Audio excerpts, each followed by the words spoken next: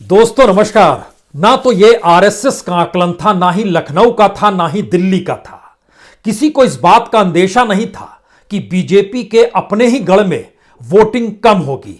अंदेशा इसका भी नहीं था शहरी इलाकों में वोटिंग कम होगी। अंदेशा इसका भी नहीं था कि समाजवादी पार्टी के गढ़ में वोटिंग ज्यादा हो जाएगी, ग्रामीण इलाकों में वोटिंग ज्यादा हो जाएगी।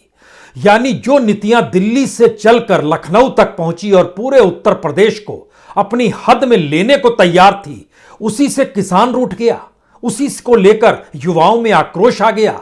उन्हीं सवालों के दायरे में इस देश का निजीकरण और नौकरी आ गई। क्या एक ऐसी परिस्थिति है जिसमें लखनऊ से लेकर दिल्ली तक बीजेपी के भीतर परेशानी की लकीरें खींचने लगी है?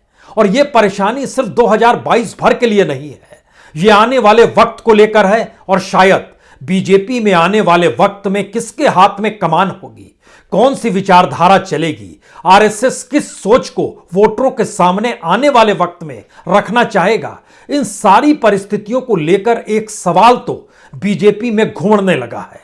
शायद इसीलिए एक हड़बड़ाहट है, शायद इसीलिए शब्दों का चयन या मुद्दों को लेकर अफरा तफरी मची हुई है। तो क्या वाकई उत्तर प्रदेश की राजनीति में जो रंग एक महीने पहले था, एक महीने बाद की परिस्थितियां बदल गई है? और इसकी बड़ी वजह क्या है? क्या नेताओं का एक पार्टी से छोड़कर दूसरी पार्टी में जाना है?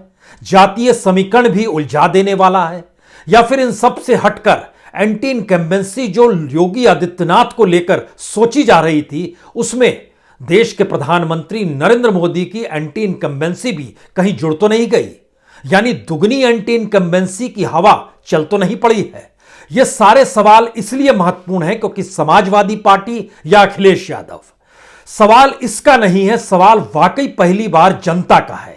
उसके भीतर जो मुद्दे हैं, उन मुद्दों के आश्रय इस देश की जो नीतियां हैं, उन्हीं को कटघरे में जनता खड़ा करना चाहती है। हमारी टीम ने एक सिलसिलेवार तरीके से परिस्थितियों को परखने की कोशिश की और अलग अलग जगहों पर जो मुद्दे निकल कर आए वह इसलिए हैरान करने वाले हैं क्योंकि आरएसएस की लाखों के तादाद में स्वयंसेवक उत्तर प्रदेश के गांव-गांव में घूम रहे थे और अयोध्या में राम मंदिर या फिर कॉरिडोर काशी में जो बना, उसको लेकर भी प्रसाद लेकर बीजेपी के कार्यकर्ता और स्वयंसेवक घर घर में जा रहे थे। फिर भी वह कौन सी परिस्थिति थी जबकि 3 काले कानून भी वापस ले लिए? फिर भी ये कई सवाल एक साथ निकल कर आ रहे हैं। क्या वाकई उत्तर प्रदेश का वोटर और खास तौर से युवा तबका इस रूप में रूठा हुआ है कि युवा तबका अपनी जाति को नहीं देख रहा है बल्कि अपने भविष्य को देख रहा है? उसे समझ में आने लगा है कि दरअसल निजीकरण के बाद इस देश में नौकरी बचेगी नहीं। और जो सामाजिक न्याय का नारा लगाते थे, इससे पहले बीजेपी ने जो भी पाठ उत्तर प्रदेश को पढ़ाया, इस देश को पढ़ाया, और उत्तर प्रदेश को जो पढ़ाया उसमें बहुत साफ मैसेज था। सामाजिक न्याय अगर सत्ता में उसको समझने और मानने वाले पॉलिटिकल पार्टी और समुदाय आ भी जाते हैं तो लाभ यादवों का मिल जाता है। क्या वह चीजें इस दौर में एक झटके में अलग हो गई हैं और नए तरीके से सामाजिक न्याय एक बार फिर गोलबंद सामाजिक पॉलिटिकल पार्टी समाजवादी के इर्द गिर्द आकर टिकने लगा है? ये सारे अभी सवाल हैं। इन सवालों के दायरे में सबसे बड़ी बात यह है कि युवा नौजवान का गुस्सा जो है वह अपनी जाति को भी छोड़ रहा है। ऐसा नहीं है कि ब्राह्मणों का युवा यह सोच रहा है कि दरअसल सवर्णों के साथ ही जाना है। ऐसा भी नहीं है कि ओबीसी के भीतर का युवा हो या फिर दलित समुदाय से जुड़ा हुआ युवा हो। यहां तक कि जाटव के भीतर का युवा भी अब कुछ चीजों को टटोलना चाहता है और यह टटोलने की परिस्थितियां 2014 से शुरू हुई थी। लेकिन क्या 2014 के दिल्ली के राजनीतिक प्रयोगों की उम्र जो है 2022 में पूरी हो चली है? यह सवाल शायद पढ़े लिखे युवाओं के सामने इसलिए बड़ा हो चला है क्योंकि जिन भाषणों में जिन तथ्यों का जिक्र किया जा रहा है वह इसलिए उन्हें हैरानी परस्त लगता है कि मसलन जीडीपी उत्तर प्रदेश की जो थी वह 2014 से 2017 तक, यानी योगी आदित्यनाथ के आने से पहले या डबल इंजन की सरकार से पहले कॉम्पिटिटिवली बेटर थी, जो 2007 के बाद वहां की जीडीपी नीचे जाने लगी। विकास दर जब नीचे जाने लगे हो तो आप तथ्यों को कैसे रखेंगे? उत्पादन को लेकर, किसानी को लेकर, मजदूर को लेकर, रोजगार को लेकर, ये सारे सवाल एक झटके में उत्तर प्रदेश के चुनावों के भीतर कहीं ना कहीं समाने लगे हैं। ग्रामीण इलाकों में जो आवारा पशुओं का जिक्र है वो अपनी तरह पर है, लेकिन सबसे बड़ा सवाल आज की तारीख में और जिस पर हमें लगता है कि आज चर्चा करने की जरूरत है वो यही हो चला है, क्या बीजेपी उत्तर प्रदेश के चुनावी चक्रव्यूह में फंस तो नहीं गई है? और अगर यह चक्रव्यूह में फंसी है तो उसका मैसेज क्या है? क्या उत्तर प्रदेश योगी आदित्यनाथ को हराकर नरेंद्र मोदी को कोई पाठ पढ़ाना चाहता है कि आने वाले 2 वर्षों में आप ठीक हो जाइए, रोजगार की व्यवस्था कीजिए, इकोनॉमी को पटरी पर लाइए, आने वाले वक्त में इस देश के जो भविष्य है उनके लिए आप कुछ काम कीजिए? या फिर सिर्फ इस दिशा में चीजें चल पड़ी है कि जी नहीं, अब जीतने या हराने की परिस्थिति में उत्तर प्रदेश आकर खड़ा हो गया है? हमें लगता है पहला सवाल बड़ा महत्वपूर्ण है। योगी आदित्यनाथ को हराकर क्या नरेंद्र मोदी को कोई पाठ पढ़ाया जा सकता है? युवाओं के भीतर इसलिए सवाल है क्योंकि ज्यादातर केंद्रीय स्तर पर जो निर्णय इस देश के भीतर हावी रहे उससे उत्तर प्रदेश भी वंचित नहीं रहा है। और उत्तर प्रदेश की नीतियां अपने तौर पर योगी आदित्यनाथ के जरिए नहीं निकली, बल्कि वह मंत्रिमंडल संभाले हुए जो लोग थे, हर विभाग के भीतर करप्शन का रेट दुगुना हो गया। योगी आदित्यनाथ ईमानदार रहे, लेकिन सवाल था कि मंत्रिमंडल तो दिल्ली से अपनी लगाम के तहत हाँका जा रहा था। यह कौन सा संदेश था? और सबसे बड़ा संकट तो इस दौर में आरएसएस की अपनी विचारधारा को लेकर आया है कि अब वह किस रास्ते चलेगा, क्योंकि योगी आदित्यनाथ भगवा पहनकर जब कहते हैं कि मुझे ठाकुर होने पर गर्व है, तो भगवादारी ठाकुर चलेगा या फिर वो भगवादारी चलेगा जो हिंदू महासभा से निकला था, गोरखपुर के मठ से निकला था, अयोध्या के लिए संघर्ष कर रहा था? ये सारी परिस्थितियां एक झटके में इस दौर में मटिया मेट हो गई है। और जब इन बातों का जिक्र कर रहे हैं तो कई युवाओं को लेकर जो आक्रोश है, उनका सवाल था कि सेना की नौकरी गायब हो गई, प्राइवेट सेक्टर के हाथों में जो सार्वजनिक उपकरण दिए जा रहे हैं वहां से रोजगार निकल नहीं पा रहा है, हर मंत्रालय की योजना या इंफ्रास्ट्रक्चर का जो निजीकरण और उसके जो मोनेटाइजेशन का जिक्र पिछले ही बजट में किया गया था, सरकार उससे 6 लाख करोड़ रुपया कमाना तो चाहती है, लेकिन उसके दायरे में अलग अलग डिपार्टमेंट से जुड़ी हुई 3 लाख नौकरियां गायब हो जाएंगी। अगला सवाल है कि उत्तर प्रदेश के भीतर में 11 लाख पद वैकेंट पड़े हैं, खाली पड़े हैं। केंद्र सरकार के तहत तकरीबन 8.5 लाख पद खाली पड़े हैं, यानी 20 लाख पदों पर भर्ती क्यों नहीं हो पाती अगर यह डबल इंजन की सरकार है? ऐसे ऐसे सवाल आने वाले वक्त में बीजेपी के लिए कितना बड़ा संकट खड़ा करेंगे, यह अभी सिर्फ सोचा जा सकता है, क्योंकि उस दिशा में चीजें बढ़ रही हैं। अगला सवाल यह था कि जिस मॉडल को लेकर नरेंद्र मोदी उत्तर प्रदेश में शुरुआती दौर में आए थे वो गुजरात मॉडल था। गुजरात मॉडल की चकाचौंध भी इस दौर में गायब हो गई। इससे पहले बीजेपी दूसरी पॉलिटिकल पार्टी से अलग नजर आती थी और वो जो गरीबों का जिक्र करती थी तो लगता था कुछ जेन्युइन तो है, क्योंकि उसके साथ स्वदेशी का लेप था। आरएसएस का अपना संगठन, उसके अपने स्वयंसेवक साइकिल पर ही तो जाते थे, जो तमाम जगहों पर वो यात्रा पे निकलते थे साइकिल पर ही उनका संवाद बनता था। लेकिन एक झटके में साइकिल भी आतंकवादी हिस्से में चली गई। उसके साथ समाज के भीतर की जो सामाजिक आर्थिक परिस्थितियां थी उसने भी कई सवालों को पैदा कर दिया, क्योंकि कॉरपोरेटरीकरण हमेशा से हुआ है। 91 के बाद से इकोनॉमिक रिफॉर्म इस देश में आया, उसके बाद से ही कॉरपोरेट की हिस्सेदारी बढ़ी है। बाजार अपने तौर पर हर चीज को तय करता है, लेकिन यह किसी को नहीं पता था कि बाजार और कॉरपोरेट के साथ खड़े होकर इस देश में नून तेल भी महंगा हो जाएगा।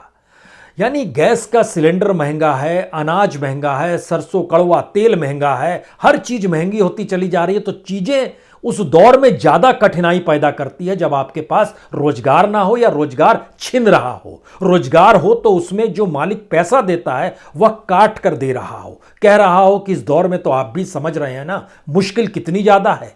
तो क्या ये एक परसेप्शन जो 2014 से बीजेपी ने नरेंद्र मोदी के गवर्नेंस के आश्रय खड़ा किया था, वह उत्तर प्रदेश आते आते पहली बार वह बैलून फटने लगा है क्या? उसमें सुराख हो गई है, हवा निकलने लगी है, क्योंकि इस तरह से वोटिंग पैटर्न नजर नहीं आता था जो इस बार उत्तर प्रदेश में नजर आ रहा है। और तमाम दूसरी पॉलिटिकल पार्टीज बीएसपी और कांग्रेस को अलग थलग कर दिया गया है, वो दौड़ में कहीं नहीं है। तीसरा बड़ा सवाल था कि अगर ये डबल एंटी इनकम्बेंसी है, अगर अंबानी अडानी का कॉरपोरेट प्रेम लोगों को परेशानी का सबब दे रहा है, अगर गुजरात मॉडल की चमक लोगों के भीतर गुस्सा दे रही है, अगर अयोध्या में जो चकाचौंध के साथ पूजा करना या काशी में जो कॉरिडोर बनाकर इतने खर्च का आकलन करना और इसके साथ जो एक्सप्रेस वे भी बनाई जा रही है, इन सब के सरोकार लोगों की जिंदगी से जुड़े भी हुए हैं और नहीं भी जुड़े हैं। जुड़े हुए इस मायने में है क्योंकि वह देख पा रहे हैं अपने तौर पर और पहली बार यह सवाल कर रहे हैं कि यह पैसा तो इस देश का है, इस देश का पैसा जीवित लोगों पर खर्च होगा या उस इंफ्रास्ट्रक्चर पर खर्च होगा जहां पे हम चल भी नहीं पाएंगे क्योंकि हर एक फरलांग के बाद टोल लगा होगा, वहां पैसा देना होगा। कैसे देंगे पैसा? ध्यान दीजिएगा, जो एक्सप्रेसवे जिन जगहों से जिन जगहों को जोड़ता है और उसके समानांतर जो शहर और गांव के बीच से निकलती हुई सड़कों के रूप में पगडंडियां, वहां पर भीड़ ज्यादा हो गई है। एक्सप्रेसवे पर कम है भीड़, लोगों की तादाद उन्हीं की है जो पेमेंट कर सकते हैं टोल पर, यानी सरोकार खत्म हो रहे हैं। उत्तर प्रदेश इस समझ या इस राजनीतिक समझ को सामाजिक आर्थिक परिस्थितियों से जोड़ने में बाखूबी सरलता के साथ रहा है और शायद यही सवाल पश्चिमी उत्तर प्रदेश से निकलकर पूर्व तक है। अगला सवाल यह था, क्या वाकई इस दौर में 3-4 पहचान जो बीजेपी अपने तौर पर ली हुई थी, उसमें योगी का भगवा चेहरा या भगवाधारी होना उनका, तो वो पहली बार ठाकुरवाद के रेंज में चला गया। नरेंद्र मोदी की चकाचौंध गुजरात मॉडल, कॉरपोरेट प्रेम, निजीकरण, मोनेटाइजेशन, ये सारी चीज़ों को लेकर सवाल युवाओं तक में उठने लगे, हमारे पास तो कुछ नहीं है।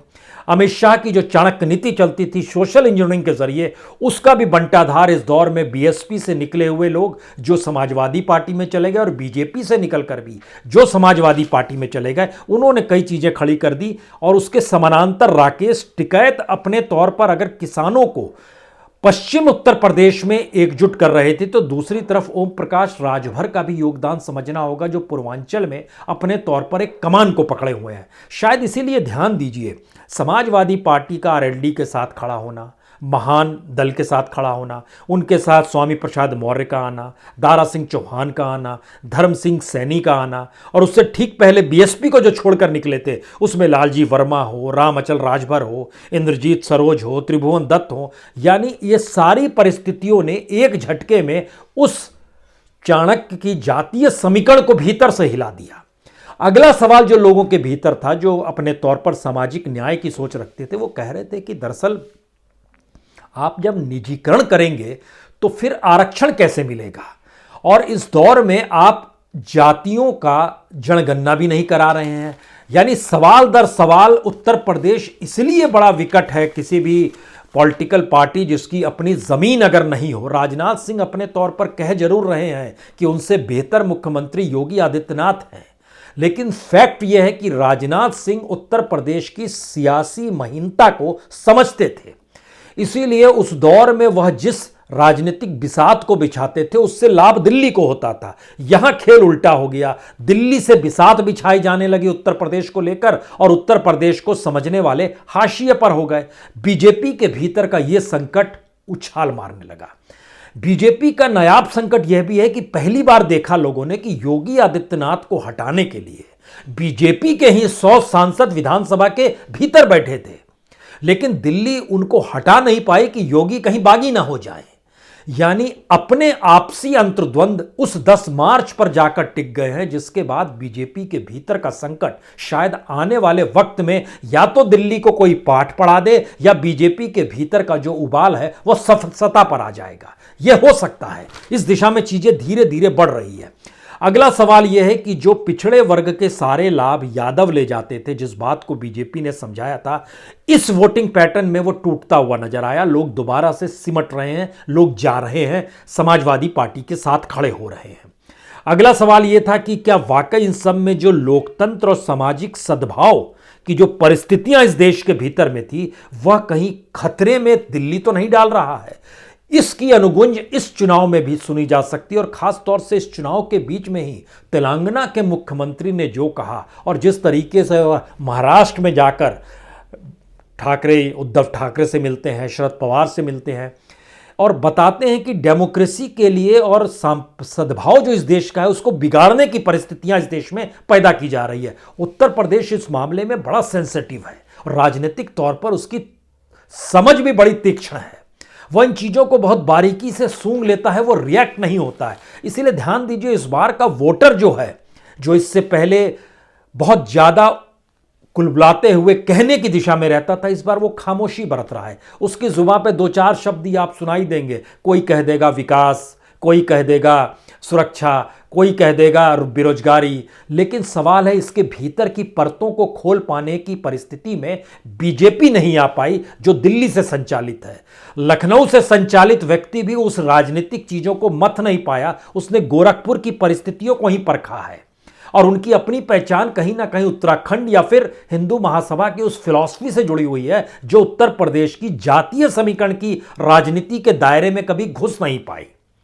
तो क्या बीजेपी जिस जीत के घोड़े पर सवार थी और उसके जरिए जो ताना बाना उसने बुना था, उत्तर प्रदेश के चुनाव में वो पूरा ताना बाना अगर बिखर जाएगा तो क्या वाकई जो चेहरे नजर आते हैं एक लाइन से, चाहे बीजेपी के अध्यक्ष जेपी नड्डा के फेल होने की बात हो, चाणक्य अमित शाह की फेल होने की परिस्थितियां हो, योगी आदित्यनाथ का ट्रांसफॉर्मेशन ठाकुर में नजर आ रहा हो, नरेंद्र मोदी अपने तौर पर जिन शब्दों के जरिए और अपनी आपकी चमक बरकरार रखने के लिए जो भाषण दे रहे हैं, उसमें इस बार विकास का पुट गायब है। उसमें वह थ्योरी नहीं है जिसमें वो कभी बिहार जाके कहते थे इतने लाख करोड़। यह हिस्सा देखिए गायब हो गया है। और चूंकि इस बात का एहसास संघ को जमीनी तौर पर हो चला था कि जिन नीतियों को परोसा जा रहा है उसके सरोकार कहीं ना कहीं सामाजिक और सांस्कृतिक तौर पर लोगों के साथ है ही नहीं, तो फिर आपकी मौजूदगी का मतलब क्या होगा और आप चुनाव जीतेंगे कैसे? तो क्या वाकई दो तीन सवाल इसके बाद तुरंत निकलते हैं, क्योंकि ग्रामीण इलाके में और सपा का जहां गढ़ है वहां पे परसेंटेज ऑफ वोट लगभग 2 से 2.5% बढ़ा। जो शहर और भाजपा समर्थक इलाके हैं, कल ही हुआ है कानपुर में, मान लीजिए वहां पे 2 से 3% वोटिंग रेंज कम हो गई है, 4% तक कई जगहों पर कम हुई है। तो क्या बीजेपी अब वोटरों को जो डराने की परिस्थिति में लाकर खड़ा कर गई, जो गुंडागर्दी से चली, दंगों से चली, वो टेररिज्म पर आ गया, तो क्या वोटर उत्तर प्रदेश का डर जाएगा या उसके भीतर कुछ और सवाल आ जाएंगे? उत्तर प्रदेश और बिहार की एक खासियत है, यहां के लोग सवाल बहुत करेंगे और सवालों के जरिए आपस की किस्सा गोई या शहर के अलग अलग नुक्कड़ों पर बैठकर ये रास्ते भी खोजेंगे। इससे पहले मारपीट हो जाती थी, इस बार आपने कहीं सुना नहीं होगा कि बहस मुहाइस में कोई मारपीट की परिस्थिति आ गई, क्योंकि एक सहमति की लकीर है कि जो चीजें दी जा रही है वो उनके लिए है ही नहीं, ये किसी और के लिए है, और जो उन अदृश्य ताकतों के लिए है वो दरअसल उस राजनीतिक सत्ता की हमजोली है। यह एक नई परिस्थिति, चाहे वो बनारस की गलियां हो, चाहे प्रयागराज में संगम का हिस्सा देख लीजिए, किसी भी इलाके में, अलीगढ़ में भी हमने देखा यूनिवर्सिटी के भीतर कौन सी बहस होती थी, बीएचयू के भीतर भी यह बहस हो चली है।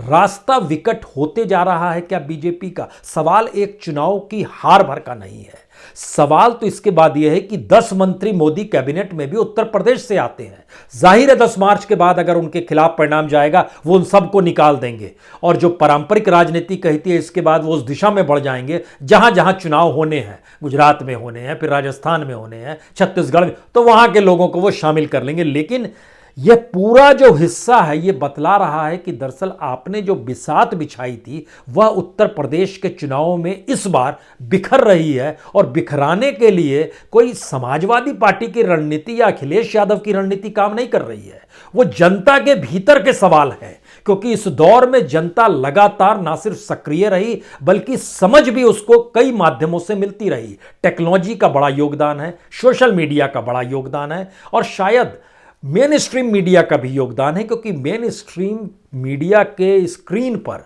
या अखबारों में जो चीज़ें लिखी जाती हैं और चलती है वो एक सरीखी क्यों रहती है, वो कोई सवाल क्यों नहीं करते हैं। सत्ता की किसी भी नई घोषणा को लेकर वह उससे ज़्यादा जोर से उस घोषणा के पक्ष में क्यों खड़े हो जाते हैं, ऐसे बहुत सारे सवाल। क्योंकि उत्तर प्रदेश और बिहार में अखबार भी बड़े पढ़े जाते हैं, लेकिन अखबारों को लेकर वहां पे मंथन दिमाग में लगातार चलते रहता है। वो पहली बार था कि अखबार भी कूड़ा हो गया, क्या टेलीविजन भी देखने लायक नहीं बचा था, तो क्या करें। तो मानसिक तौर पर उन परिस्थिति को लेकर कई सवाल थे कल ही यह सवाल उठ रहा था बार बार कि जो गाय और बछड़ा कांग्रेस का चुनाव चिन्ह था, इंदिरा गांधी ने जब उसका प्रयोग धार्मिक तौर पर और आस्था के तौर पर करना चाहा तो वो सवाल भी इलेक्शन कमीशन के पास भी गया और इलाहाबाद हाईकोर्ट में भी वो मामला आया। इलाहाबाद हाईकोर्ट ने उसको नहीं माना, यह अलग मसला है, लेकिन आप किसी दूसरी पॉलिटिकल पार्टी के चुनाव चिन्ह को लेकर इस तरह कर दे बोलते हैं तो इलेक्शन कमीशन खामोश कैसे रहता है, यह भी सवाल उठा। तो यह उत्तर प्रदेश में ही सवाल उठ सकता है जहां लोग आपस में चर्चा करते हैं और जानकारी रखते हैं। तो सवाल यह है कि दिल्ली से कोई बिना जानकारी के आ जाए और कुछ भी परोस कर चला जाए तो क्या ये मान जाएंगे? हां, भक्तों की एक लंबी कतार है जो जान रहे हैं, समझ रहे हैं सत्ता जाने पर उनके लिए मुश्किल हो जाएगी। मुश्किल से मतलब यह है कि उसके बाद उनका बड़बोलापन या कुछ भी बोलने की परिस्थिति में वो नहीं रहेंगे, वहां तर्क करना पड़ेगा और सामने कानून अपना काम करना शुरू कर देगा। तो यह मुश्किल है कि इसलिए शायद समाजवादी पार्टी की सत्ता उस कानून व्यवस्था के ऊपर हावी हो जाती है, अपराधी तत्व आ जाता है। इस बात को वो लगातार मैसेज कन्वे कर रहा है, लेकिन संघ का स्वयंसेवक अब इस बात को समझ रहा है कि दरअसल इससे आखिर में ना तो संघ बचेगा, ना बीजेपी बचेगी, ना विचारधारा बचेगी, ना नीतियां बचेंगी। तो आपको किस दिशा में जाना है यह आपको तय करना ही होगा। और ये अपने तरीके की उत्तर प्रदेश की राजनीति की नायाब स्थिति है जो पहली बार निकल कर आ रही है, क्योंकि सवाल ये था कि महंगाई है, बेरोजगारी और सामने अयोध्या और काशी कॉरिडोर है, आप किसे चूज करेंगे? महंगाई के साथ जो फ्री राशन दे रहे हैं लेकिन उसके पैरेलल में रसोई गैस, सरसों तेल, पेट्रोल डीजल की कीमत यह भी बढ़ा रहे हैं। जो बीजेपी का अपना कार्यकर्ता है वो इसलिए रूठा हुआ है क्योंकि आपको ज्यादा भरोसा है जो वेतन पे आईटी सेल में काम कर रहे हैं, आपको भरोसा कॉरपोरेट मीडिया पे है, आप जमीनी सच को जानना नहीं चाहते हैं। दिल्ली के भीतर मंत्रिमंडल या दिल्ली से मंत्रिमंडल संचालित दोनों परिस्थितियां देख ली गई, उससे भी लाभ अगर नहीं हो रहा है तो आप क्या करेंगे? जो आपने ओबीसी में को लोगों को दिल्ली में कैबिनेट मिनिस्टर बना दिया, या फिर जो टेनी है जो उसके परिवार का जो अपराध है और जो एसआईटी की रिपोर्ट है उसके बावजूद भी आप चुनाव जीतने के लिए किसी को खुला छोड़ सकते हैं? ये कैसे संभव है? और जमानत मिल जाती है, ये कैसे संभव है? ये कई सवाल हैं। ये सवाल योगी आदित्यनाथ से भी टकराते हैं कि उन्होंने अपनी गवर्नेंस में फटाफट एसआईटी बनाई, अपने तौर पर एग्रेसिव मोड लिया, लेकिन सवाल यही, जो लखनऊ के हाथ में तार है वो दिल्ली के हाथ में अलग तार है। दिल्ली चाहती है उसके तार के हिसाब से लखनऊ चले, लखनऊ कहता है भाई हमें भी तो देख लो। शायद इसीलिए यह टकराव की परिस्थितियों का उबाल 10 मार्च के बाद नजर भी आ सकता है। और जब जिस बात का हम जिक्र लगातार कर रहे हैं कि चुनाव प्रचार में लोग नहीं आ पा रहे हैं, जब चुनाव प्रचार करने बीजेपी के नेता जा रहे हैं, गांव में घुसना मुश्किल हो जाए बीजेपी के नेताओं का, यह इम्पॉसिबल था इससे पहले। यह पहली बार नजर आ रहा है कि ग्रामीण इलाकों में भी अपने नेता को लेकर बहुत सारे सवाल गांव वालों के हैं, लेकिन 2014 से जो बीजेपी के नेताओं की ट्रेनिंग है उसमें एक ही ट्रेनिंग दी गई है, आपको कोई सी सवाल का जवाब नहीं देना है। आप ये मानकर चलिए कि आपका नेता दिल्ली में है और उसका कद लार्जर देन लाइफ है, उसके सामने कोई चीज मायने नहीं रखती है। यह समझ और यह अहंकार की सोच झटके में नीचे के नेताओं में डर से भी आ गई और अपने आप को स्थापित किए रहने की वजह से भी समा गई। और तीसरी बड़ी वजह थी लखनऊ और दिल्ली के बीच की दूरी, आपको खड़े कहां होना है, लखनऊ के साथ या दिल्ली के साथ। इसी उलझन में डगमगाती हुई बीजेपी अपने आप को पहली बार उत्तर प्रदेश के चुनाव में उस कटघरे में खड़ा पा रही है जो कटघरा उसके लिए बना नहीं था, उसने खुद को ही उस कटघरे में लाकर खड़ा कर दिया है। और इसीलिए यह चुनाव धीरे धीरे जिस मूड में जा रहा है इसमें थोड़ी शक शुबा ना कीजिए। यह चुनाव जब 7वें चरण तक पहुंचेगा, 6ठे और 7वें में, जो पूर्वांचल का पूरा इलाका है वहां पर लोग और ज्यादा एग्रेसिव होते हैं सवालों को लेकर। और मेरे ख्याल से ये इलाहाबाद के बाद की परिस्थितियों में लोग ही अपने आप से सवाल करेंगे और सामने बीजेपी ही नजर आएगी। इसमें कोई समाजवादी पार्टी और अखिलेश इसलिए है क्योंकि वह प्रतीक के तौर पर पॉलिटिकल पार्टी है। समाजवादी पार्टी के अलावे बीएसपी अपने आप को दौर से बाहर, कांग्रेस प्रयास जरूर कर रही है लेकिन उसके पास उसका अपना संगठन इतना मजबूत नहीं है कि वह जनता के गुस्से को अपने साथ जोड़ सके। सुविधाओं को लेकर कोई पोटली तो आप थमा सकते हैं जिसमें आप तमाम वादे और दावे करते चलें, लेकिन गुस्से को अपने साथ समाहित कर लेना इस दौर में एक झटके में जो 1 महीने पहले उत्तर प्रदेश में नजर नहीं आ रहा था, वो पहली बार नजर आ रहा है कि लोगों के गुस्से के साथ अपने आप को खड़ा करने की परिस्थिति में क्या अखिलेश यादव आ गए? और लोगों के गुस्से के साथ कांग्रेस कालखंड में जब बीजेपी खड़ी हो जाती थी, उस समय बीजेपी दूसरी पॉलिटिकल पार्टी से अलग लगती थी। पहली बार बीजेपी शायद वो कार्बन कॉपी कहीं कांग्रेस की नजर आती है, कहीं किसी छत्रप के तौर पर नजर आती है, कहीं करप्शन को लेकर नजर आती है, कहीं पे कॉरपोरेटरीकरण जो उसका हो गया उसको लेकर नजर आती है। और ये सारे सवाल बीजेपी के लिए मुश्किल पैदा कर रहे हैं इस चुनाव के भीतर में। और उत्तर प्रदेश का यह चुनाव शायद इस देश को इसी रूप में प्रभावित करेगा, क्योंकि इस देश ही नहीं, दुनिया की सबसे बड़ी पॉलिटिकल पार्टी, दुनिया की सबसे रईस पार्टी, उस पार्टी के पास विचार शून्यता की स्थिति आ जाए और चुनाव जीतने के लिए उसी दूसरी पॉलिटिकल पार्टी के नेताओं, गठबंधन, समीकरण, इस पर आश्रित होना हो या फिर उन वक्तव्यों पर आश्रित रहना हो जो कि अतीत में बीते हुए हों और उससे भविष्य आप देखने लगे, शायद यह एक दिवालियापन है। उस दिशा में बीजेपी जा रही है। उत्तर प्रदेश के भीतर यह खुले तौर पर नजर आने लगा है। इसका विस्फोट समाजवादी पार्टी या जनता में नहीं, बीजेपी के भीतर से ही होना है। सवाल संघ से ही निकलने हैं। इंतजार कीजिए, यह भी होगा। बहुत बहुत शुक्रिया, बहुत बहुत शुक्रिया।